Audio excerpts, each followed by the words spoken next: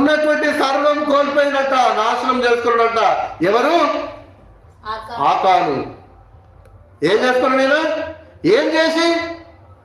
శపించిన దాన్ని తినొద్దాయంటే తిన్నందుకే. అది కరెక్ట్ కాదన్నా దాని గురించి ఆలోచన చేసినందుకే తన సర్వస్వము జీవితాన్ని నాశనం చేసుకున్నాడట. 20 నుంచి చదవండి ఒకసారి. 20 అదే వచనం, 20 వచనం చదవండి. ఆకాను యెహోషువతో, ఇశ్రాయేలీయుల దేవుడైన యెహోవాకు విరోధముగా నేను పాపము చేసినది నిజము. ఏం చేసినట్టేనా?